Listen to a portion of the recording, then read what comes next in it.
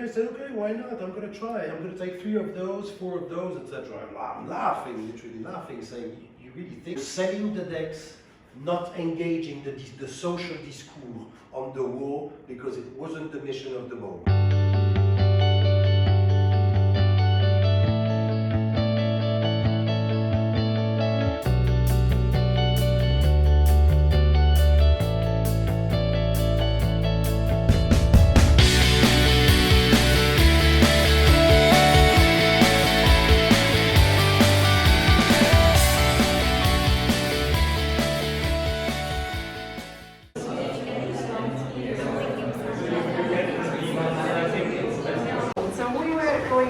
Very basics, discussing about for-profit and non-for-profit. We have a fellow here in our group, and also the concept of like doing either philanthropy, giving money away, or doing investing. So where Christoph also had a comment in the very beginning. And luckily Eric joined us then, who's an impact investor here in Belgium, and explained that he's looking like to make an impact, definitely. He says sometimes it's not necessary to measure it, but they are now starting more to look at it, how it impacts. And on the other side, yes, as an impact investor, impact investors are looking for financial returns as well. And so I would say that would conclude our group discussion. Brilliant, thank you very much, and thank you very much for all your... My friend, she's a woman, she said, I don't dare. But on my side, I did not understand what she was saying. But anyway, I will try. Just a matter. Everything is a question of negotiation between the fund providers and I would say the managers of the fund.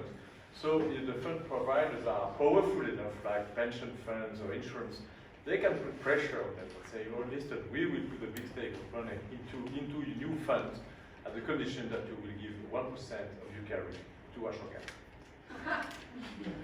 Is it right? No, and if I may add to that,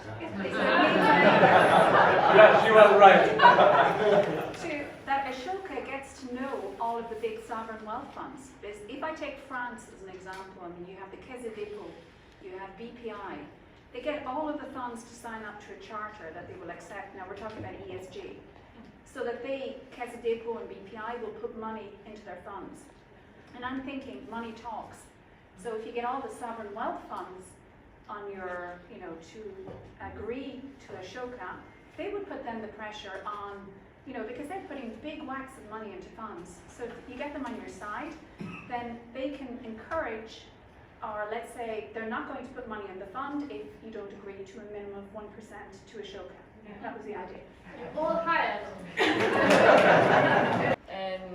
and how much the framework of the SDGs and ESG is really helpful to bridge the gap, and how the social sector space could really focus on how their venture or solution really support a specific SDG, because nowadays with all the regulation and how much any organization has to really support the SDGs as well. So we really thought that was a framework that would really help bridge the gap. And then we had one investor in our group that was surprised that today there was not that many investors during the day. So we thought how could Ashoka could bring more also investors in such a day to inspire them, and perhaps have specific sessions that would appeal to their needs, specific needs, and then they get into the full journey. And finally, empower current pledger for Carry for Good. Christian was amazing, so perhaps there is an opportunity there. And that's it. I would like to add, it came to me as a sort of epiphany in our group that if you are going to talk with the business sector, keep in mind that there is a new bottom line, which is SDG and CDG. So you can raise the bar because we are not talking any longer just about money. So that's really an epiphany, at least for me. Thank you. can do, this 5%, probably most of here in this room are in this 5%, is to impose some kind of regulations, a new law to convince the majority. So the question is that maybe we should focus on this. Impact as an asset, it could be used as a security for any social entrepreneur to go to a regular bank and say, I want to have a regular bank loan and this is my security, is my impact.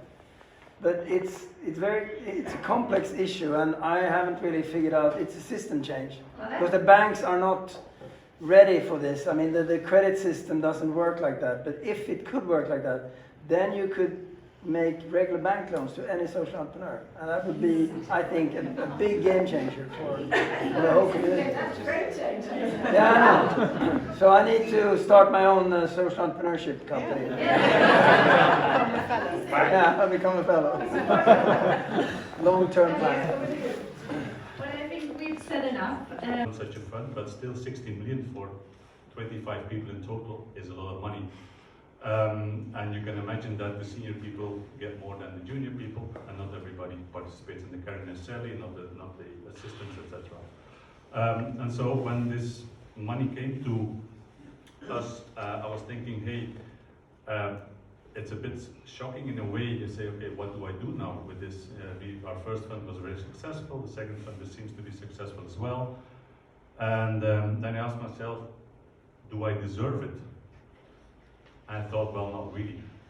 You know, I consider myself to be like a soccer player that makes way too much money because you know a little trick and you do it well. So do we really deserve it? If I look at the people around me, not really, because I think they're doing a lot of more things or interesting things. If you look at nurses, teachers, etc. Do I need it? Was my second question. I said, also not really. I mean, I get a regular salary, I can live on it, I have a nice house, I have a normal car. No, I don't really need it because I don't have these other big wishes. And so if I don't need it, so what's going to happen with that money? And then, yeah, then I leave it to my kids. You have 3 kids. Do they deserve it? Not really.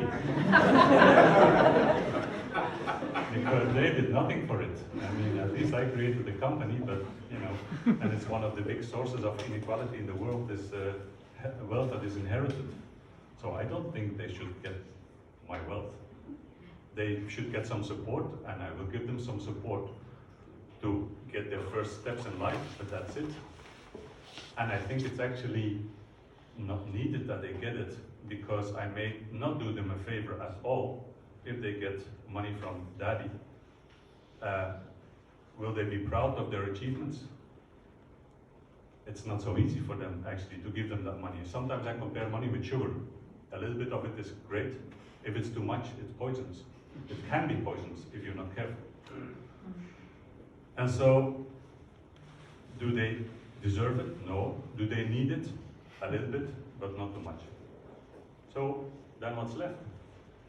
I say, okay, what will bring me joy is actually to spend it on projects, and we have seen plenty of them here today, projects that are really bringing joy and bringing good in the world. And that inspired me a lot. I said, wow, if I can do that, that's great. And then the other thing is, I'm starting a project, we have started a project with my wife.